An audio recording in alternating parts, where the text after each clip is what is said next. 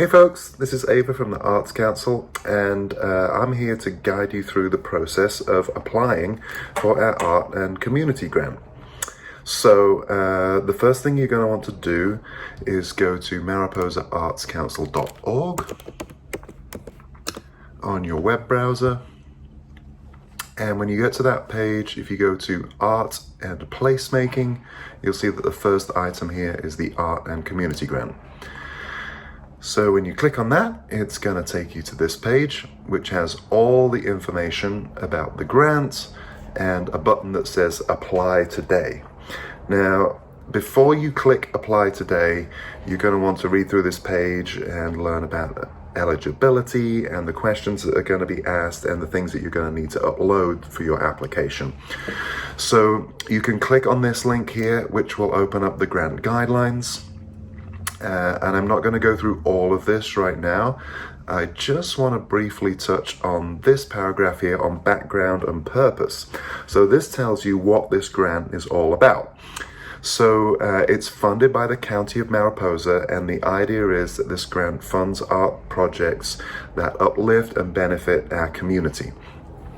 So it's for artists and grassroots organizations that are using art projects and cultural programming to achieve community goals or serve, uplift, and represent underserved populations in Mariposa County. So that's what these grants are all about. So to find out if your idea is going to be eligible and a good candidate for this, you can read through those grant guidelines, and then if you come down through this page, you'll see here there's information on eligibility. You have to be based in Mariposa, and you can apply as an individual artist or you can apply as an organization. If you're an organization, you need to be a 501c3 nonprofit. If you are not currently, you can have a fiscal sponsor. You just need a letter from that fiscal sponsor telling us that you have an agreement with them. You can learn about the request amounts. This year it's going to be $500 to $2,000. You can learn how our panel will evaluate the applications. And you can see the timeline. So right now the important thing is the deadline for applications is the 5th of May. And here are some resources that you're going to need for your application. So it starts with the grant guidelines that I just showed you. We have some templates here from some documents that you're going to need to upload. So there's a personnel list, there's a budget, there's a work history form for individual artists, and there's a 2-year budget snapshot for organizations.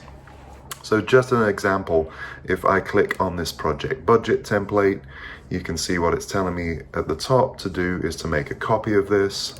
So I just get File, make a copy, and I'm just going to give that a new name.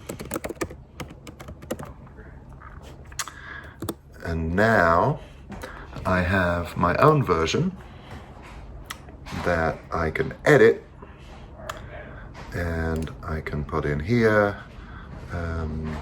my personnel expenses. So I'm going to put myself in as a musician, and there's one of me, and I'm going to be paid $45 per hour. And I can put in the grant request amount there. Let's say that I worked for 2 hours, so I'll be requesting $90 for that person. Once you've done your expenses, if you scroll down, there's all sorts of expenses like supplies and things you might need. And then you can put your total project costs in here. In fact, it will calculate it for you. Once you've done that, you go File, Download, a PDF, and I click Export, and it's gonna save that to my Downloads folder. So obviously that was brief, that wouldn't be my entire budget, but that's how you use these templates to make the documents that you'll need to upload later. So coming back to this page, this section is also quite important. So there's the application criteria. These are the questions you're going to be asked in the application process. So what you want to do with these is copy and paste them into a word processor. because if you lose your internet connection or your computer crashes while you're doing your application, you're going to lose your answers, and you can see some of these are quite lengthy. So what I've done with these is I've pasted them into my word processor. The questions are in red, and then I've written my answers underneath. Now my answers are in just gobbledygook. Well, they're actually in lorem ipsum, but so that I'm going to post into the application when I'm doing it. So you can do that for all the questions down here. Again, I strongly recommend answering these questions in a word processor and then pasting them in, because if you lose your connection halfway through, you're going to lose all of your answers, which would be very sad. So these are the questions they're going to ask you. There's also on this question alignment with county policy. So because this grant is funded by the County of Mariposa and it's designed to uplift our community, what the panel are looking for is projects that really uplift our community and somehow and meet with goals that have already been identified by plans for our community. So here's some example policies. There's the Mariposa County General Plan, Creative Placemaking Strategy, and lots of others. I'm going to click on the Creative Placemaking Strategy because that's one that I'm quite familiar with. This one takes a while to load because it's quite a big file, but this is a county plan that's been through lots of public engagement, and so we have lots of ideas about the types of public art that people want in our community. And so if you can find something in here that aligns with your project, that's really going to help your application. Like I say, this one's quite a big one, so it takes a minute to load. So some examples in here are programs that people have identified, art programs that they would like to see in the community, art installations. So our murals that we saw in town, that was a project that was recommended by this particular plan. It's still downloading because it's gigantic. So while that's downloading, I'm going to go back here and just show you some of the others. We have the Recreation and Resiliency Master Plan, Sustainable Agriculture Conservation Program, the Merced River Trail Vision Plan, Integrated Mobility and Housing Strategy. So have a look through these. Maybe you're familiar with some of these already, but if you're not, take a look through and see where your project might fit in to one of these plans. The Creative Placemaking Strategy is still loading. We're about halfway there. All right, while that's loading, I'm just going to come by and show you here the other questions that you're going to be asked. You're going to be asked to upload these things, so your personnel list, your project budget that I showed you, if you're an organization, 2-year organizational budget snapshot, and if you're an individual artist, we're going to ask you for some examples of similar projects that you've worked on previously. You also get to upload some work samples, so these can be images, or they can be, if you're a musician like me, they could be sound files, they could be videos. If your files are really too big to upload, you can also put in a link. So if I've got a video that I've made, I might send a link to that video on YouTube instead of trying to upload a large video file to the application. And then the last question is about accessibility for individuals with disabilities. Did my plan download yet? It didn't. I've got slow internet today. Anyway, I strongly recommend checking out the Creative Placemaking Strategy, because that has lots of great ideas for public art that could help align with your project, or also hopefully give you some inspiration for ways that you can come up with a project that's going to serve our community. At the end of all this, you can see my email address. So if you're going through this and you have any questions, just send me an email and we can chat about it. Also at the bottom here, you can see examples of people that were awarded this grant last year. So we had a visiting poet, we had some cultural medicine walks, we had a ukulele ensemble. So you can scroll down here and you can see the type of project that was funded last year.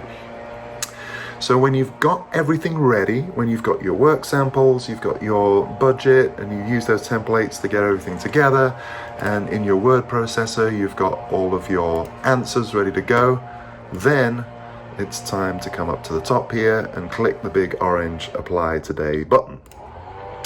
And that's going to take you to a page that looks like this. And it's going to welcome you. It's going to remind you again, these are the things that you're going to need. And we're just going to click Start Application. Here's where you apply either as an individual artist or a group or organization. If you need to go back, by the way, you can go back. I'm going to apply as an individual artist. So I'm going to click Continue. I'm going to put my name in and my phone number and my email address. And click OK, and I can keep going. I can put in my website here.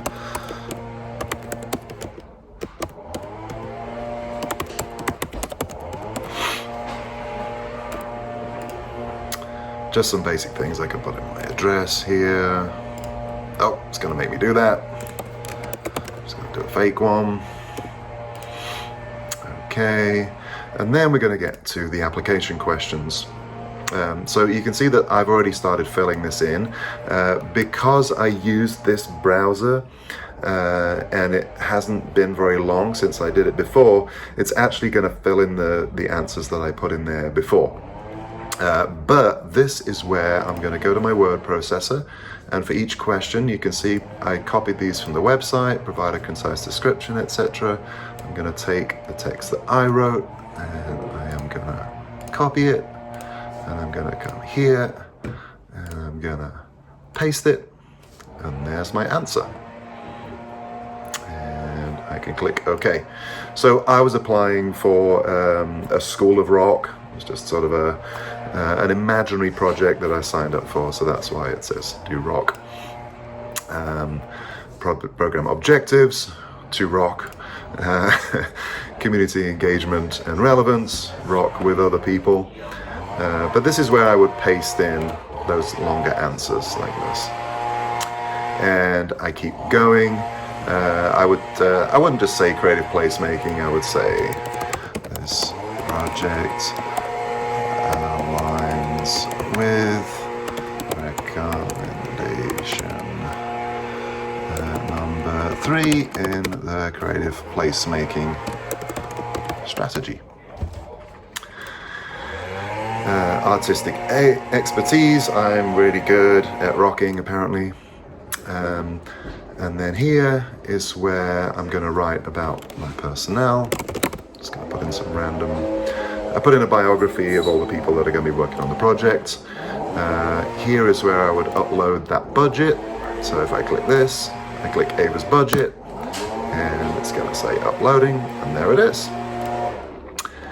Work history, I didn't do work history, so I'm just going to upload my budget again. And I'm going to go through and answer all the questions and upload all the things that I need to do. Next, it's going to take me to my work samples. So here I can just drag one in. So if I come to my pictures, this isn't actually my work, this is the work of Alex Lewis, very talented local sculptor. But I'm going to drop that in there.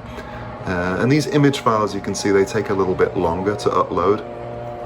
So if they're really big, what you might need to do is host them on Google Drive or Dropbox and send us a link to that. I can click that. I'm going to put in another work sample here. Let's put in this. See, it says here your file is too big. So I'm just going to skip that. And here I can put in a link. So here I'm going to say that my work samples are actually on the Arts Council website.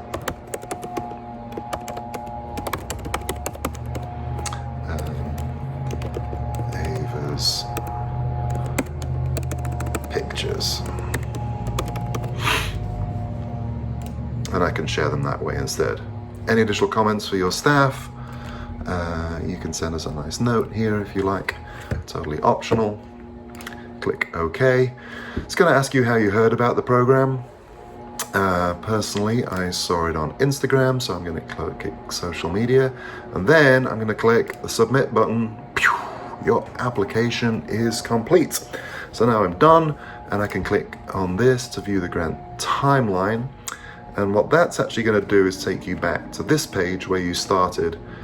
And if you come down here, you can see the timeline. So I applied, I made it in by the deadline of May 5th. I can see that the panel is going to review these applications in a few weeks, and then a decision is going to be made about the projects that are going to be funded on May 16th, and I should find out on May 19th if I have been awarded a grant or not. Please bear in mind that when you ask for that certain amount in your budget, we might call you at this point and say, hey, we actually have a lot of applicants and we'd love to be able to fund as many as possible. Could you do your project at 50% and do less of it? Are you flexible at all? So it's like really an advantage if you can be flexible with the scope of your project, so that we might be able to fund more projects at a lower amount. So we really hope to be able to give people what they ask for, but sometimes we do call people and say, hey, we've got several applications that are really, really good and we'd love to fund all of them, so we're wondering if you can all scale your projects down so that we can fund more projects. And then May 26 is when we're estimating that we'll have the funds for you to start your project, and the activity period for the project is from June 2025 till the end of May 2026. And then at the end of that period, we'll be asking you for a report on how the project went, and that will be due on June 30th, 2026. So I hope this helps with this application process. Again, if you have any questions, my email address is on this website. Please send me an email, and we can chat by email or we can chat on the phone, and I can help you with this process. All right, thanks so much. Looking forward to reading your applications.